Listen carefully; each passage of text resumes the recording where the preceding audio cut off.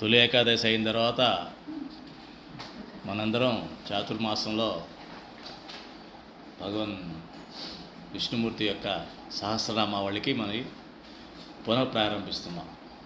సర్వవ్యాపి, సర్వాంతర్యామి, సర్వము తానే జగద్రక్షకుడిగా ఉన్నటువంటి ఆ పరమాత్మ యొక్క అద్భుతమైన, అనిర్వచనీయమైన, దివ్యమైనటువంటి గుణాలని మనం స్మరించి ధ్యానం చేసినట్లయితే ఎంతో కొంత మన స్వభావంలో దోషాలు తొలగుతాయి, స్వభావంలో ఉండే అభావాలు పోతాయి. ఏ శక్తులన్నా మనల్ని కనుక మన స్వభావాల్లో ఉన్నటువంటి సద్భావాలని కనుక పాడు చేద్దాం ఉద్దేశం ప్రయత్నించినా కూడా ఆ జగద్రక్షకుడు దానిని కాచి గజేంద్ర మోక్షంలాగా మనందరినీ కూడా రక్షిస్తాడు, సంరక్షిస్తాడు, ముందుకి మనల్ని తీసుకువెళతాడు. ఎందుకంటే పరమాత్మ సృష్టి అంతా ముందుకు కొనసాగేదే కానీ వెనక్కి వెళ్ళేది కాదు, ఆగిపోయేది కూడా కాదు. అందులోనూ ఆత్మ దర్శనం, ఆత్మ అభివృద్ధి జరిగేది, ఆ అవకాశం ఉన్నది కేవలం ఈ మానవ జన్మకే. ఇది గ్రహించిన అతి కొద్ది మంది మాత్రమే సత్సంగులుగా మారతారు, భక్తులుగా మారతారు, శ్రద్ధతో కూడిన భక్తులుగా మారతారు. ఎప్పుడైతే శ్రద్ధతో కూడిన భక్తులుగా మనగా రూపాంతరం చెందుతామో పరమాత్మ మన ఆత్మలో నివాసం ఉంటాడు. ఎలా తెలుస్తుంది మనకి పరమాత్మ నా ఆత్మలో నివాసం ఉన్నాడు అని? ఒకటి, అది మీకు శాంతినిస్తుంది, మనలో శాంతి అనుభూతి కలుగుతూ ఉంటుంది. పక్కవాళ్ళు మన పైన ద్వేష, ఈర్ష్య, అసూయలు పెంచుకుంటూ ఉంటారు, అయినా కూడా మనలో శాంతి ఏమాత్రం లోపించదు. భయము అన్నది మనలో ఎప్పుడు కలగదు. ఆ అభయహస్తం ఎప్పుడు మనకి కళ్ళ ఎదుట కనిపిస్తూనే ఉంటుంది. అది భక్తి శ్రద్ధలతో కూడినటువంటి సత్సంగీయుల యొక్క ప్రథమ లక్షణం. ఈ లక్షణంతోనే మనం భగవంతుని ఆరాధిస్తూ ఇంకా ఈ విష్ణు సహస్రనామాల్ని మనం ప్రతి పదాన్ని కూడా ఆస్వాదిస్తూ ఉంటే మనలో ఒక రకమైనటువంటి పరమాత్మ భావం ప్రవేశిస్తుంది. ఇదే కొనసాగింపులా జరిగినట్లయితే అందరిలో కూడా మనం చాలా ఇలా విశిష్టంగా, ప్రత్యేకంగా, ఆనందంగా, అందరితో ఆత్మీయంగా ఉండే అవకాశం ఉంటుంది. మరి ఆ నామాలు ఇప్పుడు మనం 38వ శ్లోకానికి వచ్చాం. ఇక్కడ నుంచి భక్తి శ్రద్ధలతో ఈ యొక్క చాతుర్మాసంలో మనం ప్రతి వాళ్ళు కేవలం భగవంతుడిని మాత్రమే అర్చించేటువంటి సమయం. ఈ చాతుర్మాసంలో వేరే ఏ విషయాన్ని కూడా మనం పట్టించుకోకూడదు. ప్రతిదీ కూడా భగవంతుడు, భగవంతుడు, భగవంతుడు, భగవంతుడు. ఈ చాతుర్మాసంలో ఎవరైతే ఆ దీక్షని, అందుకే వ్రతం అంటారు, చాతుర్మాస దీక్ష, చాతుర్మాస వ్రతం అంటారు. కాబట్టి ఈ వ్రతంలో చేసే ప్రతి క్షణం భక్తి కూడా మనకి చాలా ఉపయోగపడుతుంది, 1,00,000 రెట్లు ఇస్తుంది మనకి ఫలితాన్ని. కాబట్టి అది మనసులో పెట్టుకొని శ్రద్ధగా ఈ యొక్క విష్ణునామ స్మరణని చేయండి. నిద్రాదేవతని చూడండి, అట్లా ఎదురుగా గెట్అవుట్ అనండి, వస్తుంది, మీదకి వస్తూ ఉంటుంది. నేను గమనించాను, గెట్అవుట్ అనండి మనసులో, అది వెళ్ళిపోతూ ఉంటుంది. ఎందుకంటే అలసత్వం చాలా ప్రమాదం. అలసత్వం మనిషిని అజాగ్రత్తలో తోస్తుంది. ఎప్పుడైతే అలసత్వం అజాగ్రత్తలో తోస్తుందో ఏ క్షణంలో ప్రమాదం ముంచుకొస్తుందో మనకి తెలియదు. అజాగ్రత్త వలన వచ్చేదే ప్రమాదం.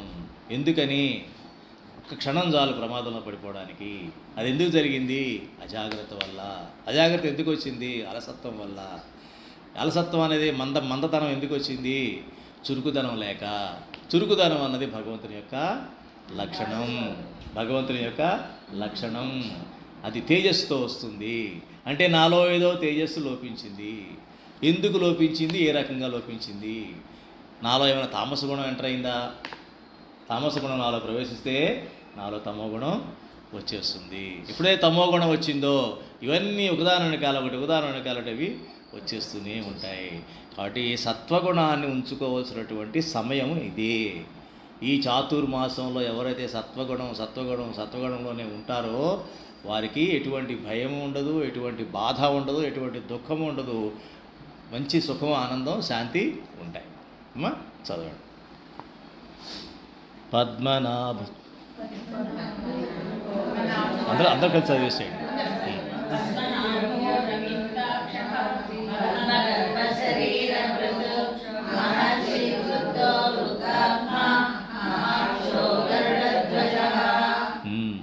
పద్మనాభో అరవిందాక్షః పద్మగర్భః శరీరభృత్ మహార్ధిరుద్ధో వృద్ధాత్మా మహాక్షో గరుడధ్వజః. పద్మనాభో అంటే పరమాత్మని బొడ్డునందు పద్మం గలవానిగా, అరవిందాక్షః పద్మముల వంటి కన్నులు గలవాడిగా, పద్మగర్భః పద్మమునందు పుట్టేవాడిగా, శరీరభృత్ శరీరాన్ని నిర్వహించేవాడిగా, మరియు మహర్ది వృద్ధో అంటే శరీరంగా వృద్ధి పొందువానిగా, ఆత్మగా వృద్ధి పొందువానిగా, వృద్ధాత్మ అంటే ఆత్మగా వృద్ధి పొందువానిగా, మరియు మహాక్షో మరియు వృద్ధి పొందు రూపమే తానైన వానిగా, గొప్ప కన్నులు లేక చూపులు గలవానిగా, మరియు గరుడధ్వజ గరుడ పతాకం గలవానిగా ధ్యానము చేయుము. ఈ క్రమం చూడండి. ముందు పద్మం కన్నా ముందు నాభి, పరమాత్మని నాభిలోంచి పద్మం, మళ్ళీ పద్మంలో బ్రహ్మ. అంటే ఈ నాభి బ్రహ్మ ఈ రెండిటి కనెక్షన్ ఉంది. ఎలాగా? తల్లి పిల్లవాడికి ఉన్న కనెక్షను. ఈ మధ్యలో ప్రకృతి పద్మం అయ్యింది, తల్లి తనయింది, పురుషుడు పరమాత్మనే బిడ్డగా ఎవరు? మళ్ళీ బిడ్డ ఎవరు ఇక్కడ? బ్రహ్మ. అంటే పరమాత్మ తనకు తానే బిడ్డగా పుట్టి తల్లి ద్వారా వచ్చాడు. అందుకనే నాభి అన్నది తల్లి కొడుకుల బంధాన్ని, తల్లి పిల్లల యొక్క బంధాన్ని చూపిస్తుంది. కాబట్టి మనము ఈ యొక్క భావంలో మనం ముందుకి వెళ్ళాలంటే ఉద్దేశం ఏంటనమాట? ఇప్పుడు మనం దాటేసాం 43, 38 కదా, పక్కెళ్ళిపోయింది ఇది.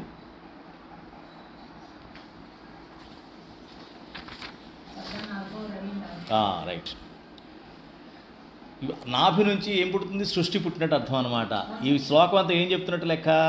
సృష్టి ఎలా మొదలైంది, ఎట్లాగా అక్కడి నుంచి శరీరం ఎలా వృద్ధి చెందింది, ఆత్మ ఎలా వృద్ధి చెందుతోంది, ఆత్మ శరీరం వృద్ధి చెందుతున్నప్పుడు భగవంతుడి యొక్క అరవిందాక్ష, అలాగే ఆ కన్నులతో, అట్లాగే మహాక్ష అంటే అంటే బ్రహ్మాండమైనటువంటి చూపులు గలవాడిగా తను అవతరిస్తూ గరుడధ్వజులాగా. అంటే అర్థం ఏంటంటే ఇక్కడ చెప్తారు, దీన్ని ఏ రకంగా ఎక్స్ప్లెయిన్ చేస్తారంటే, గరుడ ధ్వజము అంటే మన వెన్నెముక అంటారు, మన యొక్క వెన్నెముక అంటారు. ఆ గరుడికి ఉండేటువంటి రెక్కలు ఉన్నాయి చూసారా, అవి మన యొక్క ఊపిరితిత్తులు.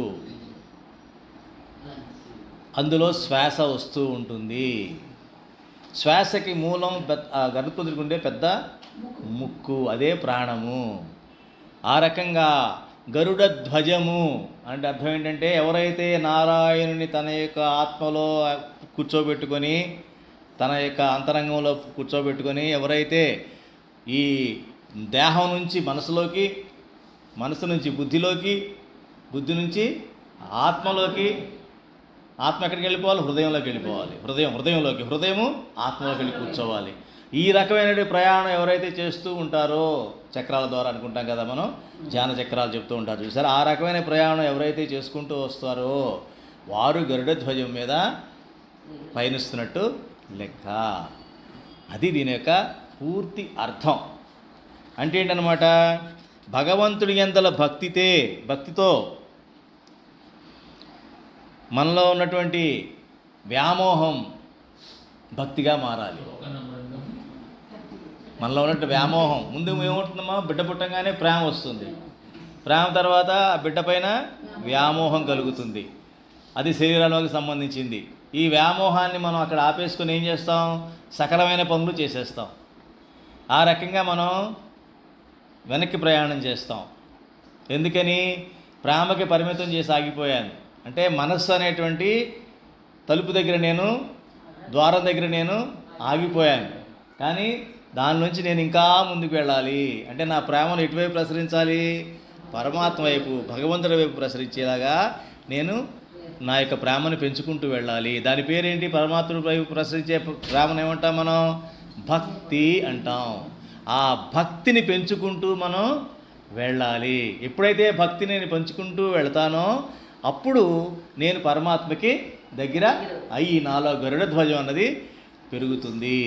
అందుకే చెప్తారు ఈ యొక్క గ్రంథంలో చాలా చక్కగా చెప్తారు. అర్జునుడి ధ్వజం ఏంటి, ఆయన పతాకం ఏమిటి, హనుమంతుడు అంటే కోతి. అదే నారాయణుడి యొక్క ఇదేమిటి, గరుడ ధ్వజం. అది అంటే మనసు కోతి లాంటిది. మన మనసులోనే ఆగిపోయినట్లయితే చంచలంగా ఉంటాం. ఎప్పుడూ కష్టాలు దుఃఖాలు అనిపిస్తూ ఉంటుంది జీవితం అంతా కూడా. ఎక్కడా కూడా తీపి రుచి తగలదు. ఏదో అప్పుడప్పుడు తగులుతూ ఉంటుంది, అప్పుడప్పుడు షుగర్ తిన్నట్టు అనిపిస్తుంది తప్ప మొత్తంగా చేదు అనిపిస్తుంటుంది. ఎప్పుడో తప్ప తీపి మనకి కనిపించదు.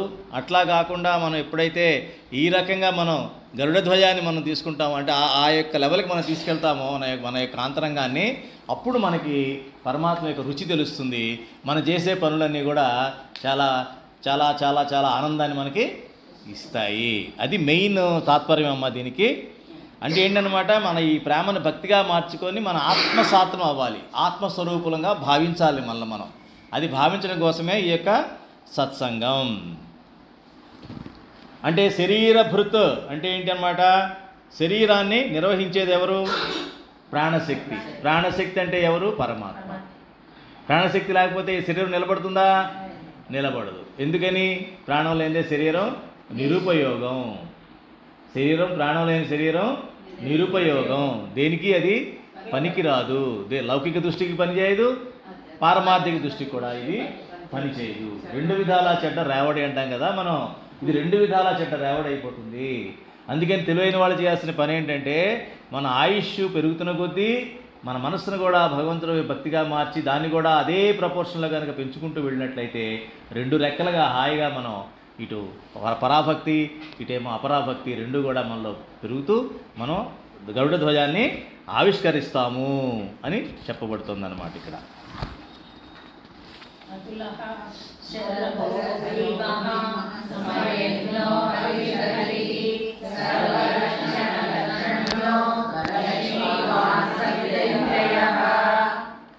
అతుల శరభో భీమ సమయజ్ఞో అవిర్హరిః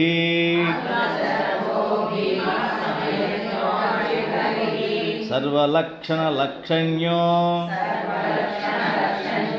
లక్ష్మీవాన్ సమితింజయః.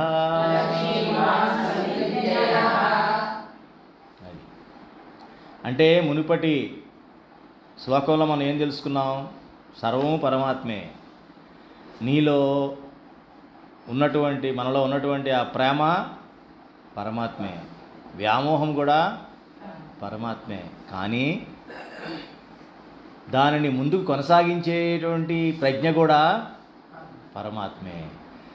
మనం ఎప్పుడైతే ఆ ప్రజ్ఞని ముందుకు కొనసాగించకుండా ఆగిపోతామో, వ్యామోహం దగ్గర ప్రేమ దగ్గర, పరమాత్మని మనం కోల్పోతున్నాం. అందుకనే వెంకటేశ్వర సుప్రభాతంలో ఒక శ్లోకం ఉంటుంది, ఏమిటి, ఉత్తిష్ట గరుడ ధ్వజ, ఉత్తిష్ట గరుడ ధ్వజ.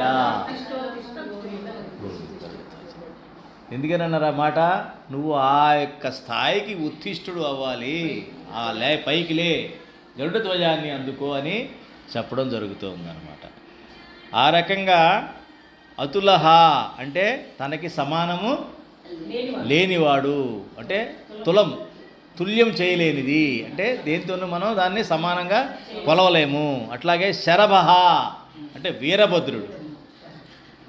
ఎందుకని ఆయన అతులహ, ఆయన ఎందుకని మన తనకి సమానం ఎవరూ లేరని ఏ రకంగా మనం అంగీకరిస్తాం? ఆయనకి ఎవరు సాటి లేరని అమ్మా.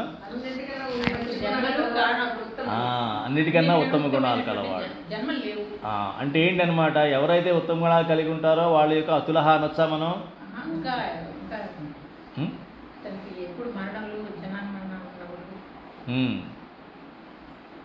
చెప్పండి.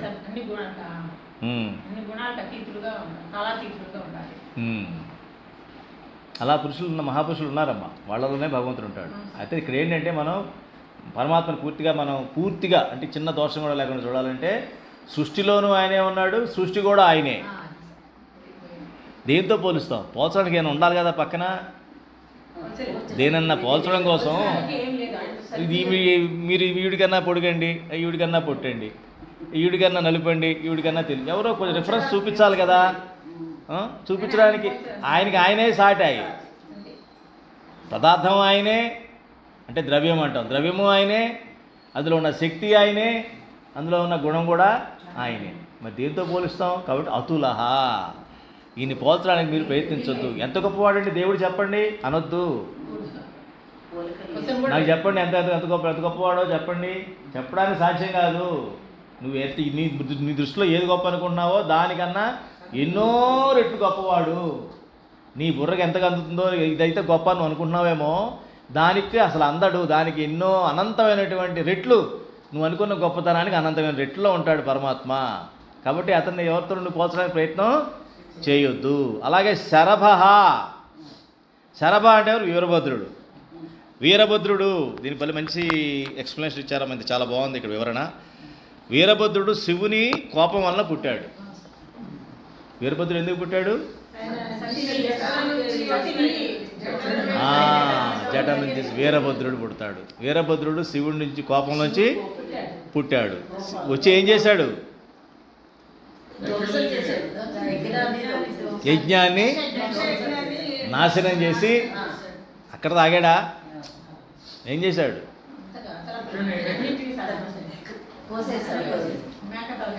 తల తెంచేసేసి మేక తలను తీసుకొచ్చి పెట్టాడు. అంటే ఏంటి? దక్షుడు యజ్ఞానికి అధిపతి ఎవరు? దక్షుడు. ఆ యజ్ఞానికి అధిపతి ఎవరు? యాక్చువల్గా శివుడికి ఇవ్వలేదు. శివుడికి యాక్చువల్గా భాగం ఇవ్వాలి, యాక్చువల్గా త్రిమూర్తులకి ఇవ్వాలి. దక్షుడే యజమాని, అతనే. ఆ ప్రతి యజ్ఞానికి యజమాని పేరు చెప్తాం కదమ్మా. ఆ యజమాని ఎవరు? దక్షుడు. ఆ దక్షుడు అతనికి శక్తులన్నీ ఎవరు? సకల దేవతలు శక్తులు, అంతే కదా. ఆయన చుట్టూ దేవతలందరూ ఆయన ఏం చెప్తే వినాల్సిందే. వాళ్ళందరూ కూడా ఆయన శక్తులు. అందుకని ఏమంటారంటే దీన్ని ఏ రకంగా చెప్తారంటే, సంవత్సరము, మనకు సంవత్సరం ఉంటుంది కదా, సంవత్సరం అంటాం కదా, 360 రోజులు, దాన్ని ఒక యజ్ఞంగా చెప్తారనమాట. ఒక సంవత్సరాన్ని యజ్ఞంగా చెప్పి అందులో వృక్షాలు కానీ జంతువులు కానీ ఆ సంవత్సరంలో ఏమైతే జరుగుతాయో, ఏమైతే పుడతాయో, ఏమైపోతాయో, ఏమో జరుగుతుంటాయో అవన్నీ కూడా దేవతల యొక్క ప్రభావం వలన జరుగుతూ ఉంటాయి. యజ్ఞం జరుగుతూ ఉంటుందన్నమాట. ఈ సృష్టి అనే యజ్ఞం జరుగుతూనే ఉంటుంది. వాటిని పెంచి పోషించడం కోసం ఈ వృక్షాలు జంతువులు ఇవన్నీ కూడా ఉంటాయి. అయితే ఉత్తర విషవము అనే దినమున సంవత్సరం ఖండించబడుతుందట. ఉత్తర విషవము అని ఒక రోజు ఉందట. ఆ రోజునాడు ఈ దక్షుడి యొక్క మెడ నరకబడుతుందట.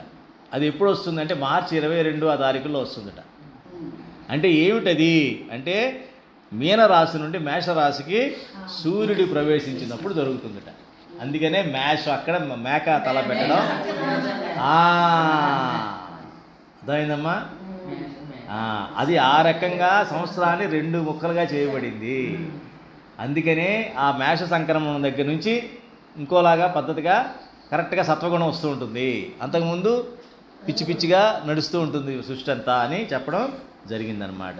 కాబట్టి మేషరాశి గుర్తు గొర్రెతల. కాబట్టి సంవత్సరాధిపతి అయిన దక్షునికి గొర్రెతల అతికించడం చెప్పబడినది.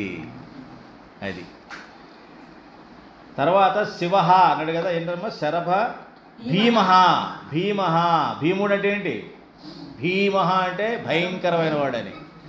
వాడు ఏ పని చేసినా భయంకరంగా చేస్తాడు. చాలా ఉధృతంగా భయపెట్టేలాగా భయంకరంగా ఉంటుందన్నమాట. భీమ అంటే శివుడి ప్రళయ రూపం ఎలా ఉంటుంది? ప్రళయ రూపాన్ని మనం భరించగలమా? చూడలేం, అందులోనే ఉంటాం కానీ చూడలేం. ఆ ప్రళయంలో లేకుండా ఉంటాం కదమ్మా మనం. మీరు అదే కలిసిన కలవడం ఉండదు. మీరు బ్రహ్మ అయినా కూడా మీకు ప్రళయంలో ఉంటారు. అంటే ఏంటనమాట, సూర్యుడి తేజస్సును కదా కిరణాలు తర్వాత వస్తుంది. అది సూర్యుడి కిరణాలు చాలా ఫాస్ట్, అన్నిటికన్నా వేగంగా జరిగేది ఏంటంటే సూర్యుడి కిరణాలు ఉదయించగానే ఇక్కడికి వచ్చేస్తుంది. మళ్ళీ లయంలో కూడా ఇవన్నీ కిరణాల ద్వారా మనం అన్నీ అందులోకి లయం అయిపోతాం అనమాట. అది ఆ లయం అయ్యేటప్పుడు ఎట్లా ఉంటుందంటే చాలా భయంకరంగా ఉంటుంది. కాలం ఉండదు, దూరం ఉండదు, స్వభావం ఉండదు. ఇవన్నీ మనం ఏమంటాం, ఎప్పుడు పుట్టామని అడుగుతాం, అవునా? ఎక్కడున్నారండి అంటాం. అంటే చోటు కాలము ఈ రెండే సృష్టిలో ఉన్నవి. మెయిన్గా చోటు ఉండాలి, కాలం ఉండాలి. ఈ చోటులోనే ప్రకృతి వ్యాపిస్తూ ఉంది. సృష్టి ఎలా జరుగుతుంది? పొంద ఆకాశం ఉంది, ఏమీ లేదు. తర్వాత అందులో చిన్న చోటు వచ్చింది. ఆ చోటులోంచి నెమ్మది గ్రహాలు వచ్చాయి, నక్షత్రాలు వచ్చాయి. ఇప్పుడు ఇంకా వస్తూనే ఉన్నాయి, ఏదేదో పుడుతూనే ఉన్నాయి, పోతూనే ఉన్నాయి, వస్తూనే ఉన్నాయి. చోట్లేక పుట్టవు కదమ్మా, అంతే కదా. ఇప్పుడు తల్లి గర్భంలో కూడా అంతే కదా. తల్లి గర్భంలో ముందు చోటు ఉందా? లేదు. కానీ బిడ్డ పెరిగే కొద్దీ చోటు అలా వస్తూనే ఉంటుంది. అట్లాగే ఇదన్నీ చోటు, కాలంతో పాటు చోటులో సృష్టి వ్యాపిస్తూ ఉంటుందన్నమాట. ఈ కాలం ఉండదు, ఈ చోటు ఉండదు ఇక్కడ. అది లయం. అది మనం ఊహించుకోలేం కదా. ఈ రెండు లేవంటే మనం ఎట్లా ఉంటాం? ఊహించగలమా? ఊహించుకోలేము. అవునా కదా. ఇప్పుడు చాలామంది సన్యాసులుగా ఉంటారు, సాధువులుగా ఉంటారు. మనం ఆశ్చర్యపోతాం వాళ్ళని చూసి, ఎలా ఉండగలుగుతున్నారు వీళ్ళని. మనం ఒక రోజు ఇంట్లో ఒంటరిగా పెడితే ఎట్లా మనం పిచ్చెక్కిపోతాం కదా. అమ్మో పిచ్చెక్కుతుందండి, ఎక్కడైనా ట్రావెల్ చేయాలంటాం. మరి ఎందుకని ఎట్లాగా ఊహించలేము. కాబట్టి కొన్ని విషయాలు మనకి అంతుపట్టవు. అలాంటి ప్రళయావస్థలో మనం చాలా భయంకరమైన ప్రళయం అది. అందులో మన కన్ఫ్యూజన్ క్రియేట్ అయిపోతుంది. ఒకసారి చూసారా, మనం ఎక్కడ బాగా ట్రావెల్ చేసి ఉన్నాం అనుకోండి, చోట్లు మారుస్తాం అనుకోండి, పదే ఎక్కడున్నామో తెలియదు నిద్రపోయేసినప్పుడు. మీరు చోటు గబగబా మార్చేస్తుంటే ఒక రోజులో 4-5 ప్రదేశాలు మారిపోయారనుకోండి, రాత్రి పడుకునేటప్పటికి మీరు లేచేటప్పుడు ఎక్కడున్నారో మీకు తెలియదు. ట్రైన్లో ఉన్నామా, ఫ్లైట్లో ఉన్నామా, బస్సులో ఉన్నామా, ఆ ఊళ్ళో ఉన్నామా, ఈ ఊళ్ళో ఉన్నామా కూడా తెలియదు. అంటే చిన్నదానికే మనలో కన్ఫ్యూజన్ అన్నది వచ్చేస్తుంది. మరి ప్రళయ కాలంలో ఇంకెంత కన్ఫ్యూజన్ మనలో ఉంటుందో, ఎంత భయంకరంగా ఉంటుందో. మనం ఏ జీవిలో ఉన్నా సరే అది దాటి వెళ్ళిపోతే అదృష్టం, లేకపోతే దాన్ని మనం అనుభవించి తీరాల్సిందే. అది ఆ రకంగా మనకి జరుగుతుంది. భీమహ అంటే అది అంటే ఏంటనమాట, ఆయన భీముడు, భీమేశ్వరుడుగా స్తుతింపబడినవాడు. త్రిమూర్తులు నారాయణుని అవతారములు కనుక నారాయణుడే భీముడు అని చెప్పబడెను. ఈ సృష్టి స్థితి లయ చేసేది ఎవరు? త్రిమూర్తులు. ఈ త్రిమూర్తులు ఎవరి యొక్క అంశాలు? నారాయణుడి అంశలే, పరమాత్మ యొక్క అంశలే. కాబట్టి ఈ నారాయణుడే భీముడు అని చెప్పబడింది. తర్వాత సమయజ్ఞ అంటే ఏంటనమాట, సంప్రదాయాలు ఉంటాయి మనకి. సంప్రదాయం అంటాం. మనం ఏదన్నా మన జీవితాన్ని ఏ రకంగా గడుపుతుంటాం? ఏదో ఒక రూల్ బుక్ ఉంటుంది. ఈ రూల్ ప్రకారంగా ఈ వయసుకి ఇట్లాగా ఇట్లా ఏ సంప్రదాయాలు ఉంటాయి. ఆ సంప్రదాయాలు మనకి మనం ఏర్పరచుకున్నాం. ఎందుకని? ఈ మనుషుల మధ్య సత్సంబంధాలు ఉండడానికి, మనుషుల మధ్య ధర్మబద్ధమైనటువంటి ప్రవర్తన ఉండడం కోసం, అందరూ శాంతిగా సుఖంగా ఉండడం కోసం, ఒకళ్ళు తక్కువ ఒకళ్ళు ఎక్కువ కాకుండా ఉండడం, ఇవన్నీ మనం పెట్టుకున్నా బాగానే ఉంది. కానీ సత్సాంప్రదాయాలు ఉన్నాయి కొన్ని. సత్సాంప్రదాయాలు అంటే భగవంతుడి చేత నిర్దేశించబడ్డాయి. అంటే మనం చేసే పనులన్నీ కూడా నిర్వహణ కోసం, ఎదుగుదల కోసం కాదు. ఏ ఎదుగుదల? ఆత్మ ఎదుగుదల. ఇందా మనం అనుకున్నాం కదా, ఎట్లాగా వ్యామోహం నుంచి ఆత్మజ్ఞానం వరకు మనం ఎదగడం అన్నమాట. ఆ ఎదుగుదల అన్నది రావాలి. ఆ ఎదుగుదల ఉండడం కోసం కొన్ని సత్సాంప్రదాయాలు మనకి చెప్పారు. ఏ సంప్రదాయాలు? జనరల్గా ఉదాహరణకి దేనికి ఉద్దేశించారు అవన్నీ? భగవంతుడిని చేరుకోవడం కోసం, ప్రయాణం కోసం ఉద్దేశించారు. లేదు నేను స్నానం చేయడం, నేను బట్టలు వేసుకోవడం, నేను అన్ని కరెక్ట్గా తయారవడం నా సంప్రదాయం అప్పటివరకే, నా శరీరానికి నా మనసుకు సంబంధించినవి అంతవరకే. కానీ అక్కడికి ఆగిపోతే మనం ప్రయాణం చేస్తామా? చెయ్యం. ప్రయాణానికి సిద్ధమయ్యాం అంతే. నువ్వు దేనికి? ఏ ప్రయాణం మనది? భగవంతుడిని చేరడానికి అనేటువంటి లక్ష్యంతో జరిగే ప్రయాణంలో ఈ శరీరం అనేటువంటి అలంకరణ మనకి దొరికింది. దీన్ని నిర్వహణ చేసుకోవడానికి కొన్ని సంప్రదాయాలు ఉన్నాయి. అంతవరకు ఓకే. గృహస్థుగా మారావు, దానికి కొన్ని సంప్రదాయాలు ఉన్నాయి. లేదు సాధువుగా మారావు, దానికి కొన్ని సంప్రదాయాలు ఉన్నాయి. అంతవరకు సరిపోతుంది. కానీ ప్రయాణానికి, భగవంతుడి వైపు ప్రయాణించడానికి నువ్వు కొన్ని పనులు నిర్దేశించబడ్డాయి. అవేమిటి? ఉదాహరణకి మన గృహస్థులు తీసుకున్నట్లయితే ప్రొద్దున్నే లేవాలి, లేవంగానే దైవ ప్రార్థన చెయ్యాలి, పూజ చెయ్యాలి, ప్రతిరోజు వీలైతే దేవాలయానికి వెళ్ళాలి, అతిథి అభ్యాగతులను ఆతిథ్యం ఇవ్వాలి, సేవ చేయాలి. ఇవన్నీ ఇలాంటి సంప్రదాయాలన్నీ కూడా దేనికి పెట్టాడు భగవంతుడు? ఆయన్ని చేరుకోవడం కోసం. ఇవన్నీ చేస్తే చేయకపోతే చేరతామా? చేరం. పొద్దున్నే పూజ ఎందుకు చేయమన్నారు? నాకు తోచినప్పుడు చేస్తాలే సార్, మధ్యాహ్నం చేస్తాను, మరి పడుకునే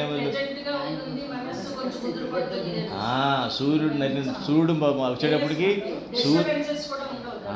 అదే బ్రహ్మ ముహూర్తం అంటారు. బ్రహ్మ అంటే ఏంటి? అక్షర బ్రహ్మ అన్నమాట భాషలో. అంటే గుణాతీత స్థితి. బ్రహ్మ అంటే ఏంటి? గుణాతీత స్థితి. అది బ్రహ్మ ముహూర్తం. అంటే పొద్దున్నే ఆ 2-3 గంటలు, ఏదో 3 గంటల తర్వాత ఏదైతే ఉంటుందో 3 నుంచి సూర్యోదయం వరకు ఉన్న కాలాన్ని తొలిజాము అంటారు చూసారా, దాన్ని బ్రహ్మ గడియలు అంటారు, బ్రహ్మ ముహూర్తం అంటారు. ఆ సమయంలో మనం లేస్తే మన గుణాతీత స్థితిలో లేదా సత్వగుణంలో ఉంటాము.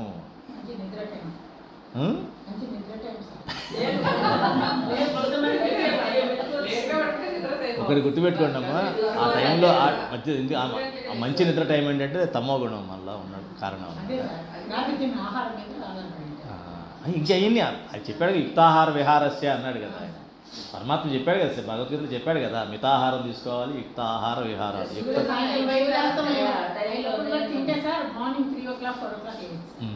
నేను 4:30 లేచిపోతాను.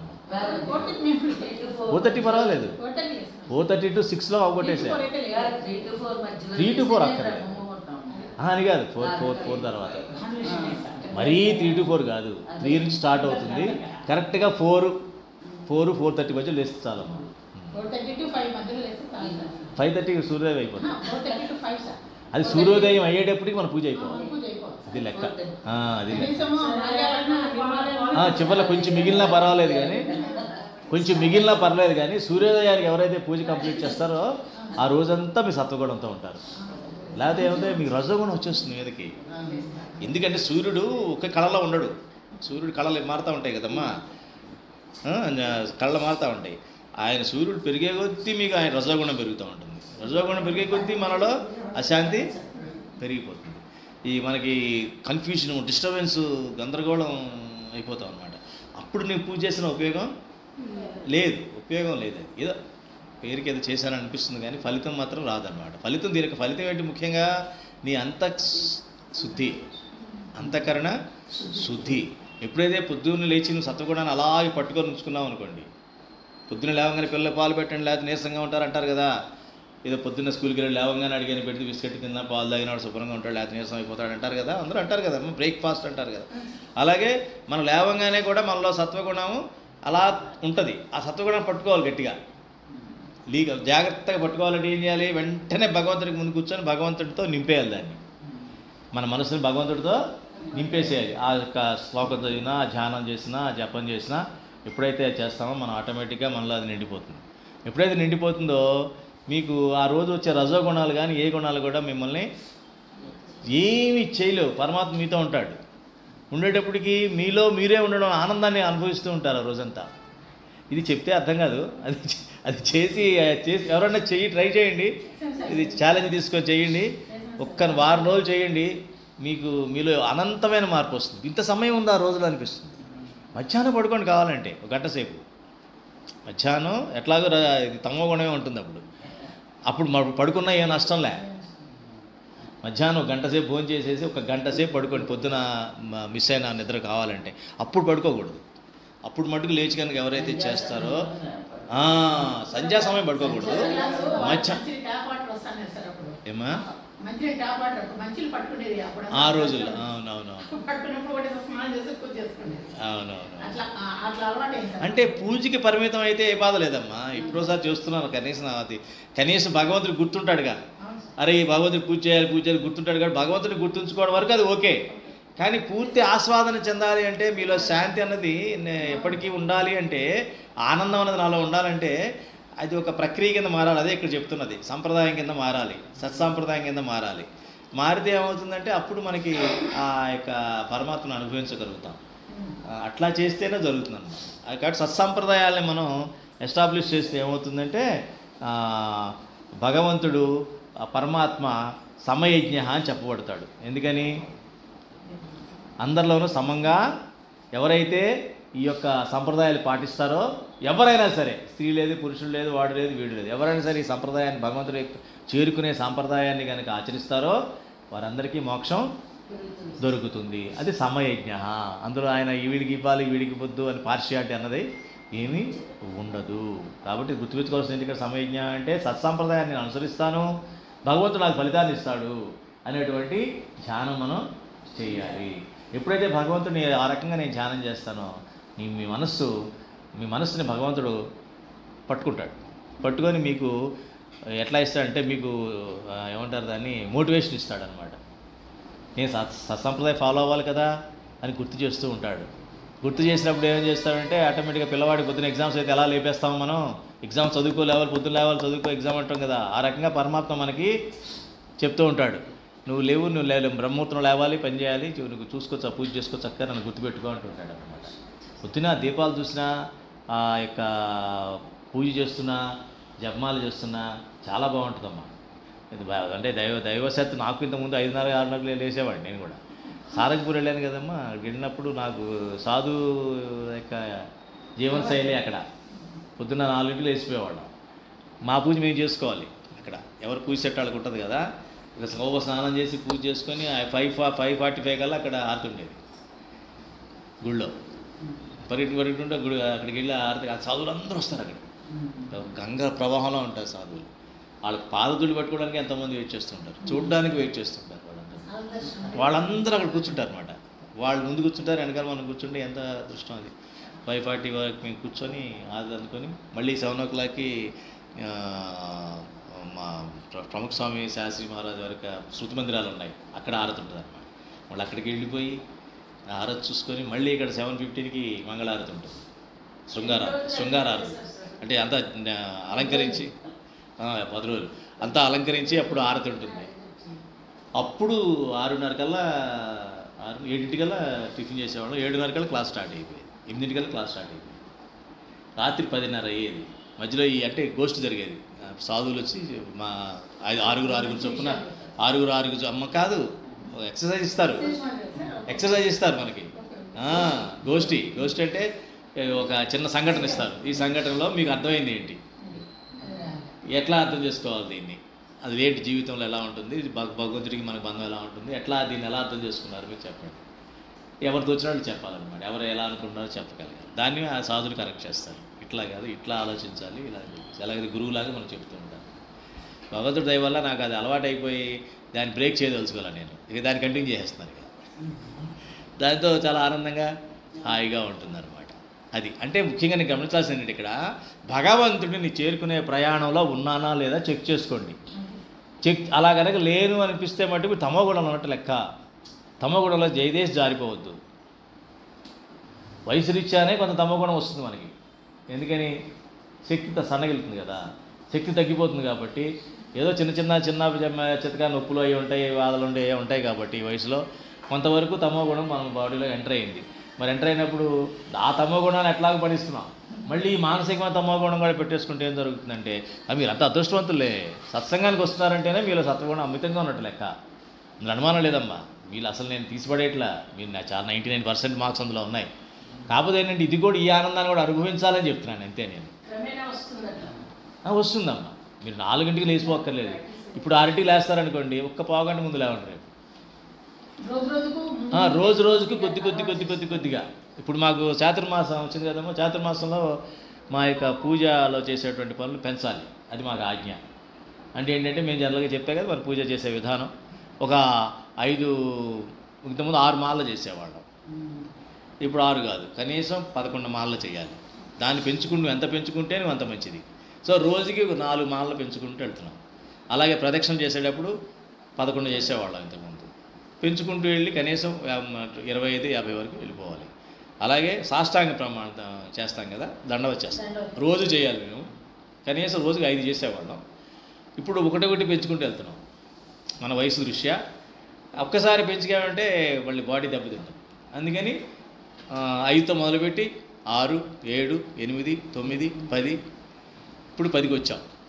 ఇవాళ 10 చేశాం మార్నింగ్ సాష్టాంగ దండవత ప్రణామాలు ఈ రకంగా. ఎందుకంటే ఈ చాతుర్మాసంలోనమ్మా భగవంతుడి భక్తి పెంచాలి. ఎంత పెంచితే అంత తపస్సు అనమాట. యాక్చువల్లీ చెప్పాలంటే చాతుర్మాసం ఒక తపస్సు చేసేటువంటి సమయం. మనం ఎంత తపస్సు చేస్తే భగవంతుడు అంత ప్రసన్నం అవుతాడు. భగవంతుడు అంతా ప్రసన్నం అవుతాడు.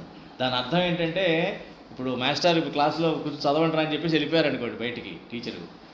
చాలామందికి చదవరు, అల్లరి చేస్తూనే ఉంటారు. అమ్మయ్య బయటికి వెళ్ళాడరా అని చెప్పి. ఎవరో ఒకళ్ళిద్దరు మట్టుకు చదువుతూనే ఉంటారు. టీచర్ చెప్పారు నేను పని చేయాల్సిందే అని. వాళ్ళే ఉత్తములు అనమాట. టీచర్ వచ్చి చూసుకునేటప్పుడు ఏం జరుగుతుంది ఇక్కడ? వాడు కూడా అందంగా హాయిగా మంచిగా కనిపిస్తాడు. వాడు ఒకడు కనబడినా టీచర్ ఎంతో ప్రసన్నం అవుతాడు. లేకపోతే నేనంటే అసలు ఎవరికీ లెక్కలేదు, ఒక్కడ కూడా నన్ను పట్టించుకోలేదు ఏంటని బాధ ఉండిపోతుంది. అవునా కదా? అవునమ్మా. అదే రకంగా భగవంతుడి ప్రసన్నత రావాలి అంటే మనం ఏమనుకుంటాం? ఆ 99 మంది ఆడుకుంటున్నారు, నేనేముంది, నువ్వు ఏం గుర్తుపడతాడు? అందరు కలిసి ఆడేసుకుంటే ఎవరిని గుర్తుపట్టాడు కదా, నా పేరు గుర్తు, అందరూ అల్లరి చేస్తారంటాడు అంతే. ఫలానా కృష్ణ అల్లరి చేశాడు, లేకపోతే వీడెవడో రాము అల్లరి చేశాడు అని గుర్తుపట్టడానికి లేదు కదా, అందరూ అందులో చేస్తారంటే రెండు అంటారు జనరల్గా. అది మానవ సహజం. అలా కాకుండా నువ్వు ఒక్కడవే ఉండి ప్రసన్నత తెచ్చుకున్నావు అనుకో, ఎంత ప్రభావం ఉంటుంది మీ మీద. ఆ యొక్క కరుణ ఎంత ఉంటుంది? ఆ 99 మీద ఉండాల్సినటువంటి కరుణ అంతా కూడా ఒక్కసారి ఒక్కడ మీదకే వచ్చేస్తుంది. చూడండి ఎంత ఫలితం వచ్చేసిందో. అందుకని ఫెయిల్ అయిన వాళ్ళతో కంపేర్ చేయొద్దు, సత్సంగం రాని వాళ్ళతో పోల్చుకోకండి. సత్సంగం వచ్చిన వాళ్ళతో చూసి సత్సంగంలో వస్తున్న దాంట్లో అభివృద్ధిని ఆలోచించండి. క్లాస్కి వచ్చి మంచి పాస్ మార్క్ తెచ్చుకునేటువంటి వాడితో పోల్చుకోండి. క్లాసుకు రానాడితో పోల్చుకుంటే మనం క్లాసుకు రాకపోవడమే మంచిది అనిపిస్తూ ఉంటుంది. ఎందుకంటే మనం క్లాసుకు అక్కడికి వెళ్ళంగానే వాడు ఎన్నో మంచి పనులు చెప్తాడు. నువ్వు వెళ్ళావు కానీ ఆ టైంలో అది జరిగింది తెలుసా, ఈ టైంలో ఇది జరిగింది తెలుసా, అది తిన్నాను తెలుసా, అక్కడికి వెళ్ళాను తెలుసా అంటాడు. ఇవే బాగున్నట్టున్నాయో, నేను ఏదో కోల్పోయాను అనమాట అనుకుంటా. అటువంటి పిక్చర్ ఇస్తారు వాళ్ళంతా. అర్థమైందా? కాబట్టి ఇక్కడే మన యొక్క భగవంతుడికి ఇస్తున్నావా ప్రయారిటీ, మాయకి ఇస్తున్నావా అనే విషయం అర్థమైపోతుంది. నేను భగవంతుడికి ఇచ్చేటైతే నిలబడు.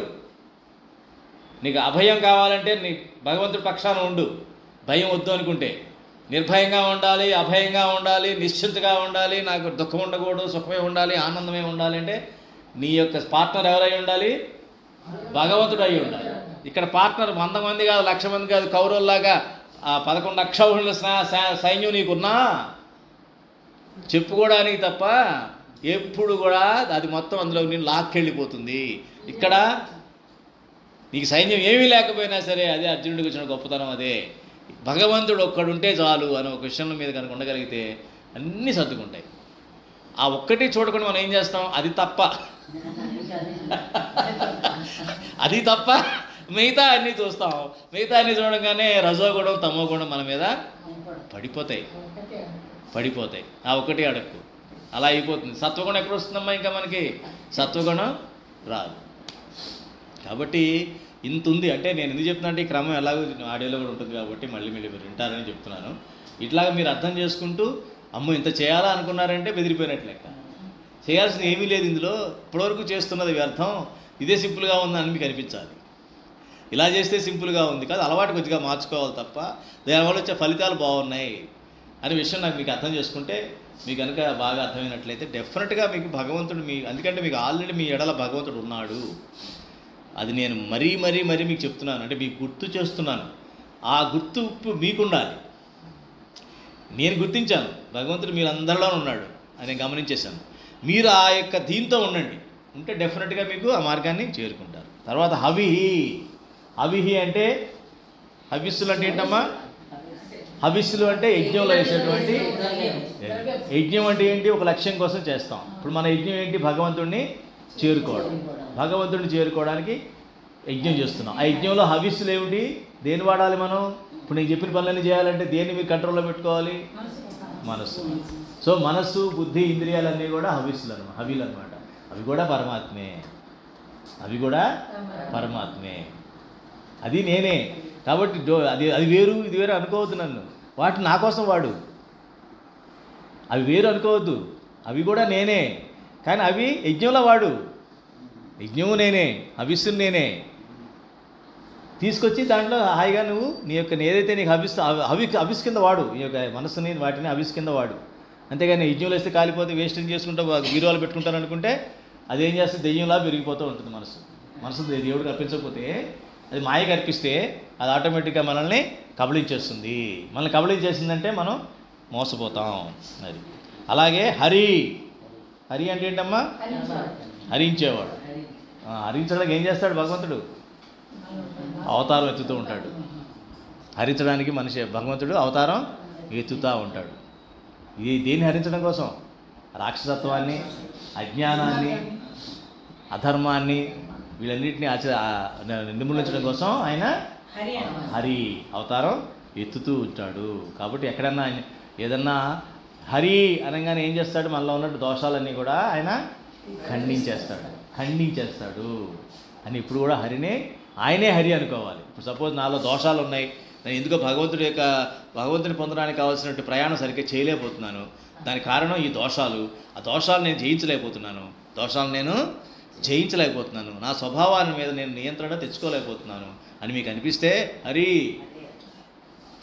నువ్వేనైనా దాన్ని అంతరించగలిగేవాడివి నువ్వే అని ఎప్పుడైతే అంటామో ఆయన వచ్చి పెకలించి పడేస్తాడనమాట.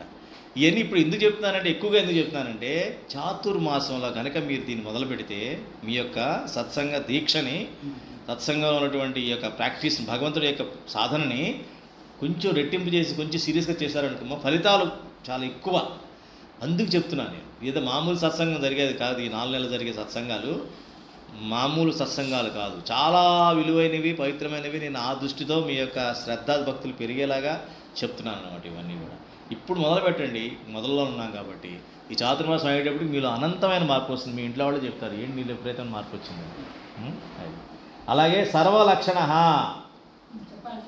ఏమిటి సర్వలక్షణ? సర్వలక్షణాలు ఏం లక్షణాలు? భగవంతుడి లక్షణాలు. సృష్టిలో ఉండే సౌందర్యం కావచ్చు, సంతోషం కావచ్చు, శుభం కావచ్చు, ఇవన్నీ కూడా భగవంతుడి వరములే, అన్నీ ఆయన లక్షణాలే. ఇవన్నీ ఆయన అనుగ్రహం చేతనే మనకి వస్తూ ఉంటాయి. వీటిలోనే భగవంతుడు ప్రకాశిస్తూ ఉంటాడు. మనం ఎందుకు కోరుకుంటాం? సౌందర్యం ఉండాలని, సంతోషం కావాలని, అంతా శుభం కలగాలని. ఏమిటట దానివల్ల ఏంటి మీకు వచ్చేది? అది పరమాత్మ యొక్క దోషం లేని స్వభావాలు, దివ్యటువంటి లక్షణాలు. ఆ దివ్య లక్షణాలు నాలో ఉంటేనే నాకు శాంతంగా ఉంటుంది, అంతే. అయితే ఏంటంట సంతోషంగా ఉంటే, అయితే ఏమిటి? సౌందర్యంగా ఉంటే ఏంటంట? ఏదో బాగుంటుందండి. ఏం బాగుంటుంది అంటే భగవంతుడి యొక్క లక్షణాలు అవి. ఆ భగవంతుడు నాతోనే ఉంటాడు. అతి సౌందర్యవంతుడు ఎవరు? పరమాత్మ. ఆయన్నే ప్రతిక్షణం తలుచుకుంటే మేము కూడా సౌందర్యంగా అవుతాం. గ్యారంటీ. సౌందర్యం అంటే ఏంటి? తేజస్సు, కళగా ఉందండి అంటారు. కళ మనకు అందంగా మాటగా అందాలంటే కళగా ఉన్నారండి అంటారు. కళగా ఉన్నారంటే అర్థం ఏంటి? తేజస్సు ఉందని. ఆ తేజస్సే సౌందర్యం. ఎవరైతే తేజస్సుని సౌందర్యంగా భావిస్తారో వారికి భగవంతుడి యొక్క లక్షణం ఉన్నట్టు లెక్క. కాబట్టి సర్వలక్షణ. కాబట్టి అటువంటి మంచి లక్షణాలన్నీ నాకు రావాలి అని మీరు కోరుకోండి. ఎందుకంటే మనందరం కూడా భగవంతుడి యొక్క అంశ కాబట్టి. తర్వాత లక్ష్మీవాన్. లక్ష్మి అంటే ఎవరండి? అది సరే, భార్య సరే, ఎవరు లక్ష్మి అంటే? వైభవం. అష్టలక్ష్ములు అనుకోండి, ఒక వైభవము, ఒక సంపద, ఇవన్నీ కూడా లక్ష్మి. అవన్నీ వాడేటికి లక్ష్మి. ఈ లక్ష్మికి నాథుడు ఎవరు? లక్ష్మీనాథుడు. అంటే ఏంటనమాట? మనలో ఉన్నటువంటి జీవుల్లో, మన జీవి కదా, మన మనిషిలో ఉన్నటువంటి జీవుడు అన్నవాడు లక్ష్మి అనుకున్నట్లయితే పరమాత్మ దాని యొక్క నాథుడు. ఈ జీవుడినే మనం లక్ష్మి అని అనుకోవాలి. అంటే మన ఈ మనిషి జన్మే సంపద. ఈ మనిషి జన్మే ఒక సంపద. అదేనా?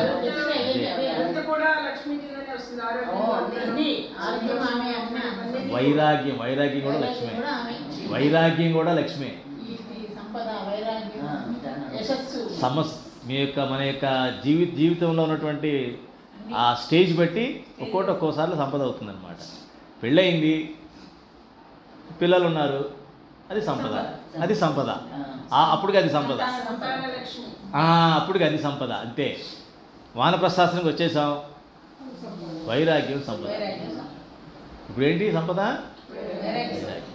భక్తి ఒక సంపద. ఇప్పుడు ఉండాల్సిన సంపద అది,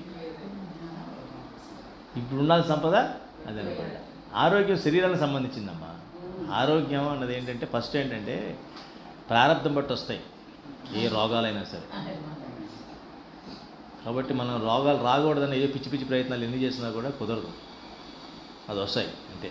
ప్రారంభం అది శరీరానికి, అది ఆ భావన ఉండాలి. నేను చెప్పేది అది ఆ భావన ఉండాలి. శరీరం అనేది ప్రకృతిలో ఉంది కాబట్టి, ఆ పంచభూతాలకు సంబంధించిన ఒక సామాన్య వస్తువు కాబట్టి ఇది దానికి అనుగుణంగా వస్తాయి అంతే. అదంతే ప్రారంధం. పోయిన జన్మలో మనం ఏదైనా చేస్తామో అవన్నీ దాని నుంచి మనసుని విడదీయాలి. ఫస్ట్ మనసుని విడదీయాలి. ఎందుకని? మనం భక్తి చేయాలంటే మనసుతో చేయాలి. శరీరంతో చేస్తాం కదా, మనసు ఎట్లా చేస్తుంది? మీరు పూలు పెట్టారు, ప్రసాదం పెట్టారు, ఆరతిస్తారు, అన్ని చేతులతో చేస్తున్నాం కదా. మరి మనసు ఏంటి? మనసు చెప్పందే ఇదేది చేయదు. కాబట్టి మనసు. సో మనసును యజమానిగా చేయాలి.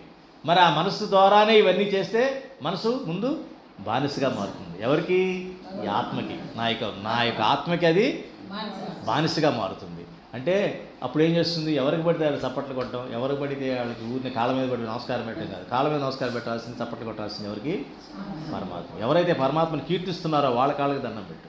పరమాత్మను ఎవరైతే దూషిస్తున్నారో వాడు పెట్టాల్సిన అవసరం లేదు. వాడు ఎంత గొప్పవాడైనా సరే అని నా మనసులో నువ్వు ఉంటే, కానీ మరి గౌరవించకూడదు, గౌరవించు. ఎంతవరకు గౌరవిస్తావు? ఆయనకున్న పదవి బట్టో, ఆయనకున్న దాన్ని బట్టో. ఎందుకు? ఎదుటి వాడిని బాధ పెట్టకూడదు కాబట్టి ఆయనకున్న పదవి దృష్ట్యా అంతవరకు ఆయన గౌరవించు. ఆయన ద్వేషించమని ఎవరు చెప్పరండి.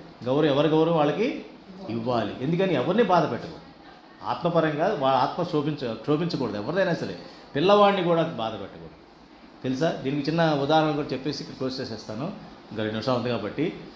ప్రముఖ స్వామి మహారాజు ఒక ఇదంటే చెప్తారు. ఒక చిన్న పిల్లాడు యోగి త్రివేది అని వాళ్ళ బ్రహ్మాండ పుస్తకాలు రాశాడు. ఆయన చాలా అమెరికాలో ఉంటాడు కుర్రాడు. ఆ పిల్లాడు 4 ఏళ్ళు ఇట్లా సత్సంగం జరుగుతుంది. అప్పుడు 4 ఏళ్ళు అప్పుడు అనమాట. 4 ఏళ్ళప్పుడు వాడు ఇలా అని చెప్పేవాడు. మంచి మంచి కథలు, చిన్న కథలు చెప్తూ ఉండేవాడు అనమాట. సత్సంగం జరుగుతుంది. ప్రముఖ స్వామిరాజు ఇలా కూర్చున్నారు. ఆ సాధువులంతా పక్కన కూర్చున్నారు. భక్తులందరూ కూర్చొని ఆయన కథాశ్రవణం చేస్తుంటే, ప్రవచనం చేస్తుంటే అందరూ వింటున్నారు. వీడు ఆల్రెడీ పిల్లవాడిని ఫస్ట్ నుంచి కూడా ఈయనంటే కొంచెం ఇదనమాట. గురువుగారు అంటే కొంచెం వాడికి చిన్నపిల్లవాడు కదా, గాలి బాగా చూసుకుంటాడు. అని ఆ బొమ్మలు పెట్టుకొని ఆడుకుంటున్నాడు. ఇక్కడ బొమ్మలు పెట్టుకొని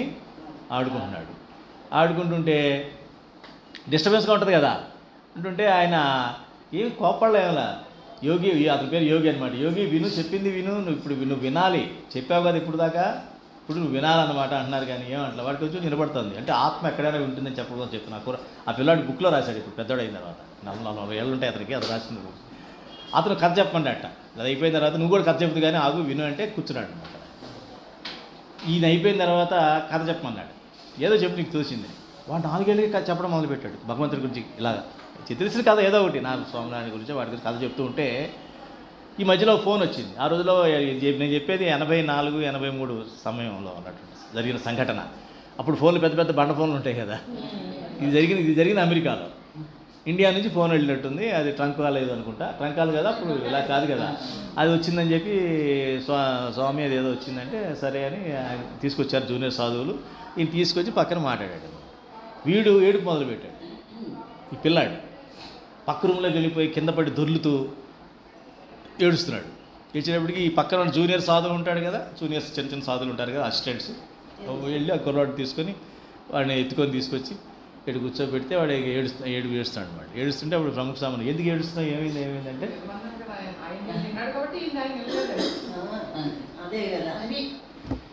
నన్ను చెప్పమన్నారు, నేను చెప్పినప్పుడు ఎవ్వరూ వింటలేదు నాకు వింటలేదని ఏడ్చాడు.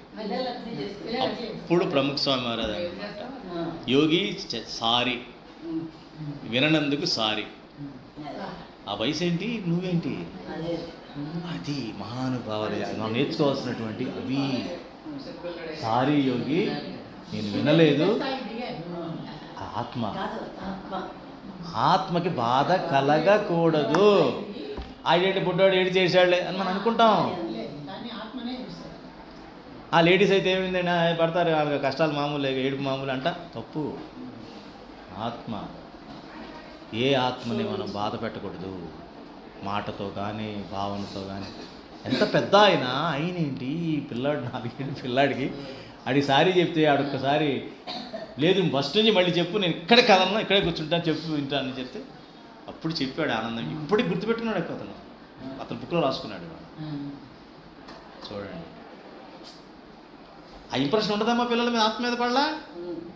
గురువులు మహానుభావులు మన ఆత్మ మీద ముద్రలు వేస్తారు, అది గుర్తుపెట్టుకోండి.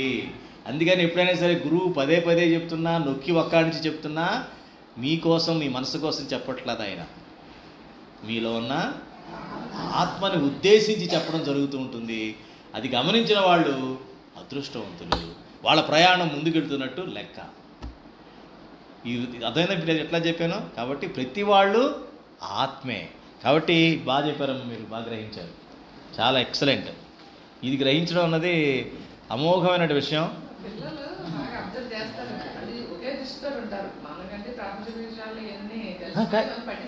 కానీ వాడి ఫీలింగ్ మనం పట్టించుకోం కదా, వాడి ఫీలింగ్ మనం పట్టించుకోం కదమ్మా. అది అంత మహానుభావుడు కాబట్టి, ఆయన ఆత్మదర్శి కాబట్టి, ఆత్మదర్శి కాబట్టి ఆయన పట్టించుకోగలిగాడు. కానీ మనం పట్టించుకుంటామా? నా గురించే నేను పట్టించుకోవాలి, నా గురించి ఎవరు పట్టించుకుంటారంటే మనం ఏడుస్తుంటాం పక్కన. నాకే బోళ్ళు ఏడిపోతుంది, నన్నే వాడు పట్టించుకోవట్లేదండి, వాళ్ళు ఈయన పట్టించుకోవడం ఉంటా. ఈ చిన్న ఇంత పుట్టాన్ని పట్టించుకొని నన్నే వాడు పట్టించుకోవాలి. ఇంతవరకు మా అమ్మ పట్టించుకోవాలా, మా నాన్న పట్టించుకోవాలా, మా ఇంటి వాడు పట్టించుకోవాలా, నా పిల్లలు పట్టించుకోవట్లా అని మనకు వల్ల మనం ఉండే ఇంకా అన్నేం పట్టించుకుంటామండి. ఇంకోటి అంటాం, అలాగే పెంచాలని కూడా అంటాం. అంటే ఆ బుక్ మాకు ప్రిస్క్రైబ్ చేశారమ్మా. ఇప్పుడు ఈ చాతుర్మాసంలో మాకు ఏ బుక్ చదవాలో చెప్పారు, అందులో ఆ బుక్ అనమాట, ఇంగ్లీష్ బుక్. అది అసలు నాకే కళ్ళం నీళ్ళు వచ్చాయి. అమ్మా ఇంత ఉండాలన్నమాట, మనలో ఉన్న సెన్సిటివిటీ అంత ఉండాలన్నమాట విషయం తెలిసింది. సో మీతో పంచుకునే భాగ్యం కలిగింది నాకు ఈరోజు, చాలా అదృష్టం. అది ఎవరితో చెప్పుకునే భాగ్యం కలిగింది, అది మీతో చెప్పుకోవడం నాకు చాలా ఆనందంగా ఉంది. అంతే, అది చెప్పే అవకాశం మరి ఎలా వచ్చేసింది. అది ఇంకోటి లక్ష్మీవాణి అంటే అదమ్మా. కాబట్టి ఏంటనమాట, అంతేగాని లక్ష్మిని మాత్రమే ఇంకోటి ఇక్కడ గ్రహించాల్సింది, అది చెప్పడం ఆపేశాను. అంటే ఇటు వైభవానికి సంపదకు కారణమైన వానిగా నారాయణుని ధ్యానం చేయవలెను. ఇక్కడ అందరూ చేసే పని ఏంటంటే ఈ ఒక్క లక్ష్మీదేవినే పూజించకూడదని చెప్తాడు ఇక్కడ. అది ఆమెను విడిగా పూజించినచో అతడు నారాయణుడికి స్థానం లేదు కనుక లక్ష్మి తొలగిపోయే ప్రమాదం ఉన్నది. అంటే అర్థం ఏంటంటే, అనగా జీవులు పరులకు ధన కారణముతో కాక నారాయణుని యందు భక్తి కారణంగా పనులు చేసి పెట్టాలి. నారాయణుడి మీద భక్తితో మనం ఏదన్నా ఇతరులకు పని చేయాలి. కానీ ధన కారణంగా, డబ్బుల కారణంగా కానీ మనం కనుక ఏదో చేస్తూ ఉన్నామంటే లక్ష్మి మన దగ్గర ఉండదు. మీరు చెప్పిన అష్టలక్ష్ములు, సంతాన లక్ష్మి ఉంటుంది, సంతానం ఇచ్చేసింది, అక్కడికి ఆగిపోదు. సంతానం ద్వారా సుఖం ఉండదు, సంతానం ద్వారా సంతోషం వస్తుందా? రాదు. సంతోష లక్ష్మి ఎగిరిపోయింది అక్కడ. ఎందుకని? ఫస్ట్ నుంచి నేను ధనంతోనే ధనం అంటే ఈ లక్ష్మితోనే ముందుకెళ్తున్నాను, నారాయణుడిని మర్చిపోయాను. నారాయణుడు దీనికి లక్ష్మి ఇప్పుడుగా ఆనందపడుతుంది, నారాయణుడితో పాటు తన భర్తతో పాటు తను గౌరవిస్తేనే తను ఇష్టపడుతుంది. కానీ నువ్వు వేర్లే ఆడు వేర్లే అంటే అది వర్కౌట్ అవుతుందా? అవ్వదు. కాబట్టి ఇక్కడ చెప్తుంది, అది గ్రహించాలనే ఉద్దేశంతో మీకు చెప్తున్నాను. కాబట్టి ధనం ఒకటే, మరి లక్ష్మి అని చెప్పి లక్ష్మీ ధనం అనుకుని వెనకాల పడ్డారంటే సంతానం వస్తుంది, సంతానం ద్వారా మనకు దుఃఖం వస్తుంది తప్ప సుఖం అన్నది రాదు. అన్నీ లభిస్తాయి కానీ చివరికి వృద్ధాశ్రమం వచ్చేస్తుంది, కానీ వైరాగ్యం అన్నది రాదు. ఎందుకని? మనం ఎక్కడా తృప్తి పొందలేదు, ఎక్కడా తృప్తి లేదు. చిన్నప్పుడు తృప్తి లేదు, పెద్దయ్యకు తృప్తి లేదు, అక్కడ తృప్తి లేదు, పిల్లల తృప్తి, ఎక్కడా తృప్తి లేదు. నువ్వెందుకు ఇంకా ఆనందంగా ఉంటావు? వైరాగ్యం వస్తుందా? రాదు. అబ్బే ఇంకా కొంత సమయం ఉందండి, ఇక్కడ కూడా ఎంజాయ్ చేయాలి కదా అంటుంటాం. ఏమిటి ఎంజాయ్? నువ్వు మనసుతోనూ మాయతోనూ ఎప్పుడు ఎంజాయ్మెంట్ ఉండదు. ఆ ఎంజాయ్మెంట్ ఎప్పుడు పనికిరాని ఎంజాయ్మెంటే. ఎంజాయ్మెంట్ అని పేరు చెప్పి కాసేపు మర్చిపోతున్నాం అంతే ఆ విషయాల్ని. దానివల్ల ఉపయోగం లే. అసలు ఎంజాయ్మెంట్ ఎవరి దగ్గర ఉంది? లక్ష్మీనాథుడి దగ్గర ఉంది. లక్ష్మీనాథుడి దగ్గర ఉంది. లక్ష్మీనాథుడిని లక్ష్మిని కలిపి మనం పూజించాలని చెప్పడం కోసం ఇక్కడ చెప్పానమాట. తర్వాత అమ్మ లక్ష్మీ తర్వాత సమితింజయ. సమితింజయ అంటే ఇతరులను మించు శక్తి పరమాత్మ వలన కలుగుతుంది. అది ఇప్పుడు సపోజ్ మనం చెప్పగలుగుతున్నాము, మంచిగా చెప్పగలుగుతున్నాము, కన్విన్స్ చేయగలుగుతున్నాము, చక్కగా చెప్పగలుగుతున్నాము. ఈ శక్తి ఇతరుల మీద ఈయన బాగా చెప్తున్నారు అంటాం కదా. ఇతరులను అందరినీ కూడా అధిగమించే శక్తి మనలో వచ్చేది పరమాత్మ వలన వస్తుంది. నాలో ఆ శక్తి ఉందంటే పరమాత్మ నాలో ఉన్నట్టు అనుకోవాలి. నాలో ఆ శక్తి ఉంది అంటే అది ఎవరు? పరమాత్మ నాలో ఉన్నాడు అనే విషయం నేను గ్రహించాలి. అందుకని దాని పరమాత్మని కృతజ్ఞత చెప్తూ ఉంటే మనలో ఆ శక్తి పెరుగుతుంది. ముఖ్యంగా మీ సత్సంగంలో ఉన్నటువంటి ప్రతి వాళ్ళు కూడా మీరు వినడం ఒకటే పెట్టుకున్నట్లయితే ఆ శక్తి రాదు. మీరు 10 మందికి కల్లా కనీసం ఒక్కళ్ళకన్నా సరే మీరు కన్విన్సింగ్గా ఈ భగవంతుడి గురించి చెప్పగలగాలి. భగవంతుడి గురించి అంత ఘంటాపదంగా, అంత ఖచ్చితంగా, అంత విశ్వాసంతో చెప్పగలిగితే ఆ శక్తి భగవంతుడి శక్తి మీలో ఉన్నట్టు, ఈ శక్తి మీ సమితింజయహా అనే శక్తి మీలో ప్రవేశించినట్టు లెక్క. ఓకే అమ్మా, ప్రార్థన చెప్పి క్లోజ్ చేస్తాం. చెప్పండి. భ్రష్టం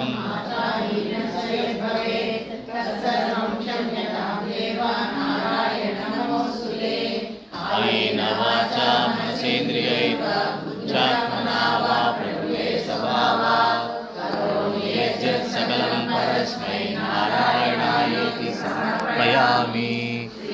నారాయణాయేతి సమర్పయామి.